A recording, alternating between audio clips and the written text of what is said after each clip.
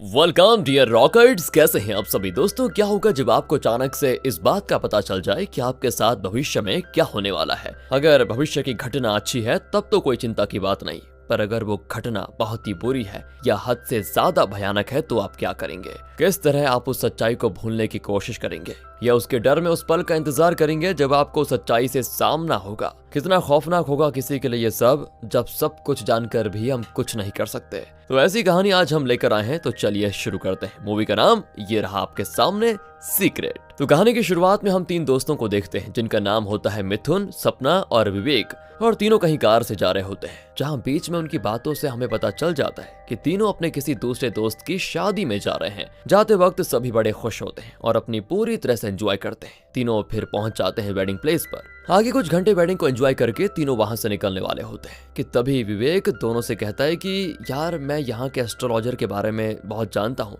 मैंने उनकी भविष्यवाणी सुनी है जो कि बहुत ही सटीक होती है। वो जो कहते हैं ना, बिल्कुल वैसा ही होता है। ये बातें करके विवेक जबरदस्ती दोनों को उस एस्ट्रोलॉजर के पास लेकर जाता है, जहाँ सबसे पहले तो वो अपना भविष्य चेक करवाता है, जिसके लिए एस्ट्रोलॉजर उसका नाम, बर्थडे और फिंगरप्रिंट लेते हैं। उसे बताते हैं कि तुम किसी कैमरे से रिलेटेड फील्ड में हो जिसमें तुम्हें आगे सक्सेस मिलने वाली है। जो बात बिल्कुल सही भी है दोस्तों, क्योंकि विवेक असल में मूवीज प्रोडक्शन में कैमरे में होता है। जिसके बाद विवेक मिथुन के भविष्य की करता है बात। मिथुन भी अपने बारे में बता देता है, पर इस बार सामने से कोई अच्छी बात नहीं आती। एस्ट्रोलॉजर मिथुन को कहता है कि तुम्हारे भविष्य में वैसे तो कुछ बुरा नहीं लिखा है, पर तुम्हें शादी नहीं करनी चाहिए, बस इस बात का ध्यान रखना। ये सोचकर सभी सोच में पड़ जाते हैं कि ये क्या कह रहा है ये, क्योंकि लगभग 2 हफ्ते पहले ही मिथुन की एंगेजमेंट हो गई है और 1 महीने के बाद उसकी शादी है। ये बात मिथुन एस्ट्रोलॉजर को बताता है। ये सुनकर एस्ट्रोलॉजर के चेहरे पर एक अजीब सी उदासी छा जाती है और फिर वो कहते हैं कि अगर तुमने उस लड़की से शादी की तो वो लड़की मर जाएगी। मिथुन तो भड़क जाता है और वो अगले पल वहां से बाहर आ जाता है कि ये एस्ट्रोलॉजर तो पागल हो गया। अब दोस्तों, इसके बाद तीनों वापस कार में घर लौट रहे होते हैं, जहां पूरे रास्ते मिथुन बस एस्ट्रोलॉजर की बात को लेकर बहुत ज्यादा टेंशन में होता है। यहाँ तक कि उसको तो ऐसे ऐसे सपने भी आ जाते हैं जिसमें श्रेया की किसी कार एक्सीडेंट में या किसी दूसरी घटना की वजह से मौत हो रही है। मिथुन बहुत ज्यादा डर जाता है कि कहीं सच में ना हो जाए ऐसा। अच्छा, श्रेया दोस्तों उसकी होने वाली पत्नी है। तो वहां पर सपना मिथुन को समझाती है कि यार, तुम्हें इन बातों से डरने की जरूरत ही नहीं है, क्योंकि हमेशा ये बातें सच थोड़ी होती है, ये बस एक प्रिडिक्शन है, भविष्यवाणी। पर वहीं दूसरी ओर विवेक इन बातों पर बहुत बिलीव करता है और वो कहने लगता है कि नहीं नहीं नहीं, उस एस्ट्रोलॉजर की बातें कभी गलत नहीं होती है, हमें इसे सीरियसली लेना ही होगा। मिथुन ये सुनकर निराश होकर कार से बाहर आ जाता है और अकेले घर जाने लगता है, जिस पर सपना विवेक से कहती है कि यार, तुम्हें क्या जरूरत थी उसे वहां पर ले जाने की, खामखा ये प्रॉब्लम हो गई। देखो, विवेक भी कहता है कि सुनो मेरी बात, अगर ये बातें सच हुई तो एटलीस्ट हम इसके लिए तैयार तो रहेंगे। वहीं मिथुन का डर से दोस्तों हालत खराब हो जाती है, क्योंकि उसके नाइटमेयर्स में अब बड़े डरावनी चीजें हो रही होती है, जिस वजह से वो सो तक नहीं पाता। इसी बीच हम मिथुन और श्रेया के बारे में थोड़ा और जान पाते हैं कि दोनों एक दूसरे से कैसे मिले थे। तो एक दिन दोनों की फैमिली सेम वेकेशन स्पॉट पर थी और दोनों की फैमिली पहले से भी एक दूसरे को जानती थी, जिस दौरान मिथुन की फैमिली ने श्रेया को पहली बार देखा और उन्हें वो पसंद आ गई। जिसके बाद वही फिर दोनों फैमिलीज के बीच बातें शुरू हुई और फिर मिथुन को श्रेया से बात करने के लिए उसका नंबर दे दिया गया। उसके बाद जब मिथुन ने श्रेया को मैसेज किया तो उसे ऐसा लगा कि कोई लड़का उसे छेड़ने के लिए मैसेज कर रहा है। किसे? श्रेया को। पर आगे उसे पता चला कि यही तो वो लड़का है जिसे उसकी फैमिली ने उसके लिए सिलेक्ट किया है। धीरे धीरे फिर दोनों की बातें बढ़ने लगी और फिर ये पता चला कि सपना भी श्रेया को पहले से जानती है दोस्तों। इसी बीच श्रेया ने मिथुन को अपना पास्ट बताया था, जहां लगभग 1 साल पहले उसका एक बॉयफ्रेंड भी था जिससे वो शादी करने की भी सोच रही थी। पर तभी एक दिन वो उसके पास आया, मतलब उसका पहले वाला बॉयफ्रेंड, और उसने कहा कि मुझे ऐसा लगता है कि तुम्हें अपने कॉलेज डेज में बहुत एंजॉय किया है और शायद तुम वर्जिन नहीं हो, इसलिए मैं तुमसे शादी नहीं कर सकता। इतना कहकर उसने श्रेया से ब्रेकअप कर लिया। इस बात को दोस्तों आप आगे याद रखिएगा, क्योंकि आगे यही सीन बहुत बड़ा ट्विस्ट लाने वाला है। खैर, उस समय श्रेया को इससे बहुत बड़ा झटका लगा और वो इससे इतना टूट गई कि उसने फिर कभी ना रिलेशन में आने का फैसला किया और शादी से भी उसका मन उठ गया था। अब जब श्रेया ने ये बात मिथुन को बताई तो मिथुन ने उसे कहा कि मुझे तुम्हारी जरूरत है, तुम्हारे पास्ट की नहीं। ये सुनकर श्रेया को बहुत ही रिलीफ मिला और फाइनली वो मिथुन के साथ शादी करने को हो गई तैयार। समझ आ गई दोस्तों?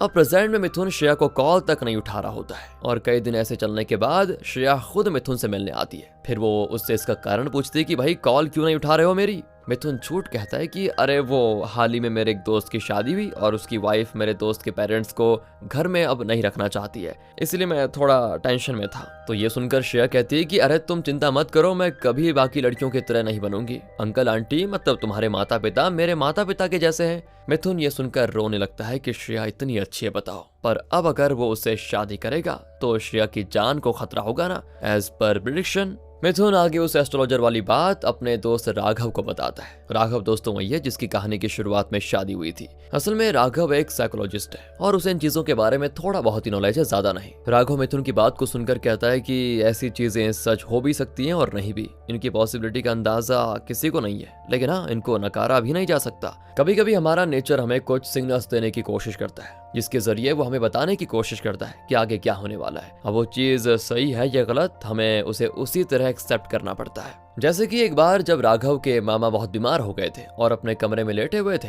तब अचानक से उस दिन उस कमरे की 2 घड़ियां चलना बंद हो गई। पूरे कमरे में अजीब सा सन्नाटा चढ़ गया, जिसके अगले ही सुबह मामा की हो गई मौत। तब ये नेचर का तरीका शायद ये बताने का था कि मामा का समय खत्म हो चुका है। मतलब घड़ी बंद हो गई थी तो मामा का समय खत्म हो चुका है। इस तरह की एग्जाम्पल देता है दोस्तों। उसी तरह वो आगे कहता है कि अगर तुम उस एस्ट्रोलॉजर के पास गए थे और उसने तुम्हें ये बातें बताई, तो ये सब सिर्फ कोइंसिडेंस तो नहीं हो सकता। शायद इसके पीछे कोई ऐसी सच्चाई हो जिसे हम जल्द ही देखने वाले हैं। इसके बाद राघव अपने गुरु प्रशांत जी के बारे में बता देता है, जिन्हें इन भविष्यवाणियों के बारे में और अच्छे से पता है, और वो सभी को उनसे मिलने के लिए कह देता है। अब प्रशांत जी के घर पहुंचकर मिथुन उन्हें पूरी बात बता देता है कि मेरे साथ ये प्रॉब्लम हो गई। कहता है कि मुझे किसी भी तरह बस श्रेया की जान बचानी है। तो प्रशांत इसके जवाब में कहते हैं कि एक बार अकबर ने बीरबल से कहा था कि इस दीवार पर कुछ ऐसा लिखो जिसे पढ़कर दुखी आदमी खुश हो जाए और खुशी आदमी दुखी। तो पता है बीरबल ने दीवार पर क्या लिखा था? कि ये समय भी टल जाएगा,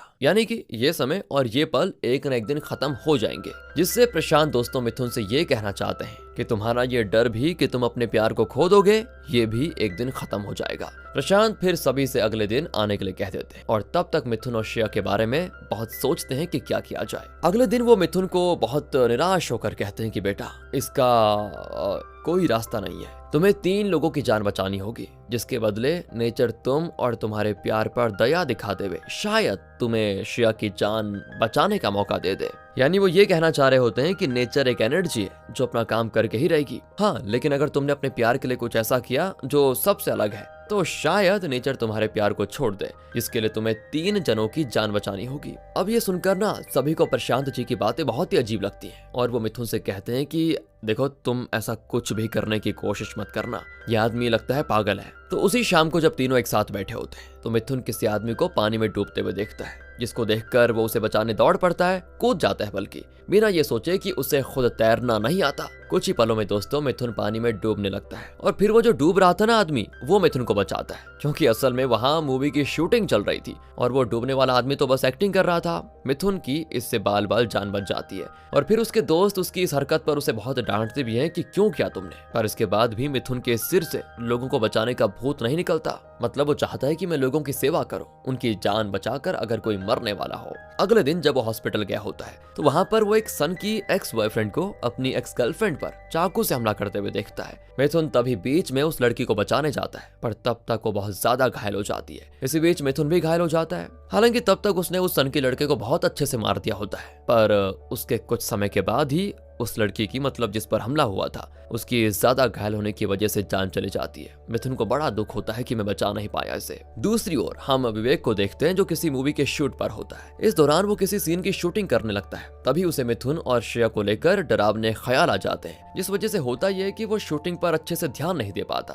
और काफी हद तक वो इन बातों से डर भी जाता है कि कहीं कुछ बुरा ना हो जाए। क्योंकि असल में जब विवेक के पिता की मौत हुई थी, उससे कुछ दिनों पहले ही विवेक की माँ को डरावने सपने आने लगे थे, जिसमें उसके पिता की मौत हो रही थी। इन्हीं बातों को सोचकर विवेक को ऐसा लगता है कि कहीं मेरे दोस्त के साथ भी कुछ ऐसा ना हो जाए। अब देखते हैं मिथुन को, जो इस वक्त तक बहुत ही निराश हो जाता है। उसे लगभग ऐसा लगता है कि अब वो श्रेया को बचाने के लिए कुछ नहीं कर सकता। और पता है उससे भी डरावनी बात यह है कि असल में श्रेया का जो पहला वाला बॉयफ्रेंड था ना, उसने भी श्रेया को इसीलिए छोड़ा था क्योंकि उसे भी एक एस्ट्रोलॉजर ने बता दिया था कि अगर तुम श्रेया से शादी करोगे तो श्रेया की मौत हो जाएगी। इसी वजह से उसने श्रेया से झूठ कह दिया और अपने रिश्ते को तोड़ दिया, ये बात मिथुन को तब पता चलती है जब मिथुन से मिलने श्रेया का एक्स बॉयफ्रेंड आता है, क्योंकि पहले वाले बॉयफ्रेंड को पता चल गया था कि अब मिथुन श्रेया से शादी करने वाला है। जहां जाते हुए उसने मिथुन से कहा कि देखो, मैं नहीं चाहूंगा कि तुम ऐसा करो और तुम्हारे साथ कभी इस तरह का हादसा हो, तो शादी के बारे में जरा ध्यान से सोचना। आगे मिथुन ये बात जाकर प्रशांत जी को बता देता है।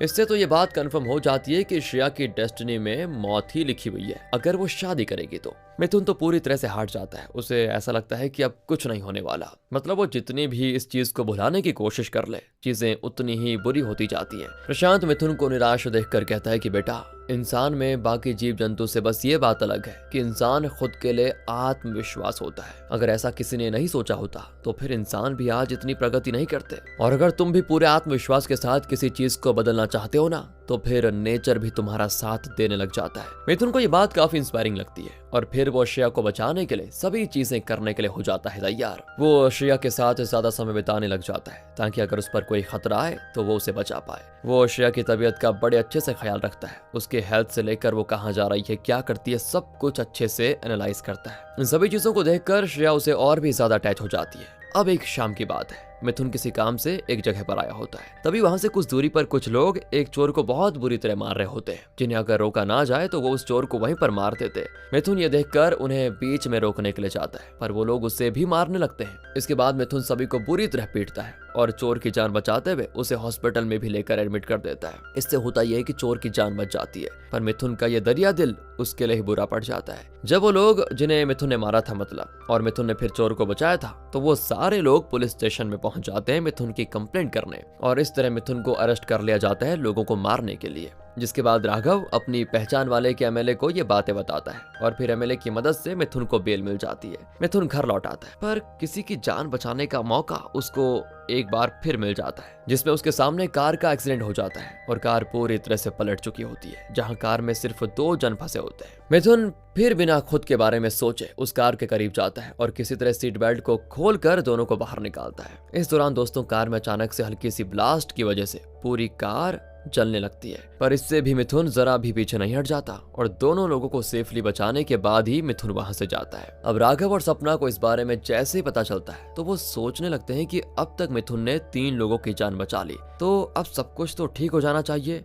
लेकिन मिथुन की डेस्टिनी में अब भी उसे और लोगों की जान बचानी होती है, और ये तब होता है जब मिथुन अपने एक दोस्त से मिलने के लिए उसके घर पर जाता है, जहां उसी वक्त उसके दोस्त की फैमिली कहीं जा रही होती है। फिर उसका दोस्त मिथुन के लिए खाना लाने के लिए कुछ करता है। मिथुन कहता है कि अरे भाई, मेरे लिए स्पेशल लाने की जरूरत नहीं है, मैं भी तुम जो खा रहे हो वही खा लूंगा। लेकिन तब मिथुन को उसका दोस्त रोक लेता है और फिर अपने दोस्त का चेहरा देखकर मिथुन समझ जाता है कि असल में इस खाने में जहर है और उसका दोस्त और उसकी वाइफ दोनों अपने बच्चे के साथ इसी खाने को खाकर मरने वाले थे। मिथुन फिर अपने दोस्त से पूछता है कि भाई क्यों कर रहा था ऐसा, तो उसे जवाब मिलता है कि देख मिथुन, मेरे सर पे बहुत बड़ा लोन है और मेरी जॉब भी देख कितनी छोटी है, इसलिए अब शांति से जीने के लिए मेरे पास इसके अलावा और कोई रास्ता नहीं है। मिथुन फिर आगे आकर अपने दोस्त की मदद करता है और अपनी पहचान में से एक जगह उसकी जॉब लगवा देता है। साथ ही उसकी वाइफ को सपना के ऑफिस में जॉब मिल जाती है, जिससे उनकी कंडीशन थोड़ी अच्छी हो जाती है। और इस तरह मिथुन ने 3 और लोगों की जान बचा ली, अपने दोस्त, उसकी वाइफ और उसके बच्चे की, यानी कि उसने टोटल 6 लोगों की जान बचाई, जिसके लिए प्रशांत कहते हैं कि अब तुम्हें चिंता करने की जरूरत नहीं है, श्रेया को कुछ नहीं होने वाला। अगले ही पल दोस्तों, मिथुन को कॉल आता है जिसमें उसे पता चलता है कि श्रेया का एक्सीडेंट हो गया है। मिथुन फिर भागते हुए हॉस्पिटल आता है, पर जिस बात का उसे डर था वैसा कुछ नहीं होता। श्रेया पूरी तरह से सेफ होती है। अब हम देखते हैं कि जब श्रेया का एक्सीडेंट हुआ था उस वक्त वो ब्रिज से गिरी थी, पर उसी वक्त वहां पर एक ट्रक ब्रिज के ठीक नीचे आ गया था। उस ट्रक में कपड़े रखे हुए थे और श्रेया उन कपड़ों पर गिरी तो उसकी जान बच गई। श्रेया फिर मिथुन को जाकर गले लगा लेती है और कहती है, मैं उस वक्त बस इसी बात को सोचकर डर रही थी कि मुझे कहीं तुम्हें छोड़ कर ना जाना पड़े। दोनों इमोशनल हो जाते हैं, मतलब अब दोनों लगता है कुछ साल या बहुत ज्यादा टाइम साथ में रहने वाले हैं, 40-50 साल। इसी के साथ दोस्तों ये मूवी यहाँ पर खत्म हो जाती है। तो क्या ये कहना चाह रहे हैं कि भाग्य को बदला जा सकता है? शायद बदला जा सकता है कुछ अच्छे कर्म कर कर। मिलते हैं आपसे अगली वीडियो में, ध्यान रखेगा अपना। Thanks for watching.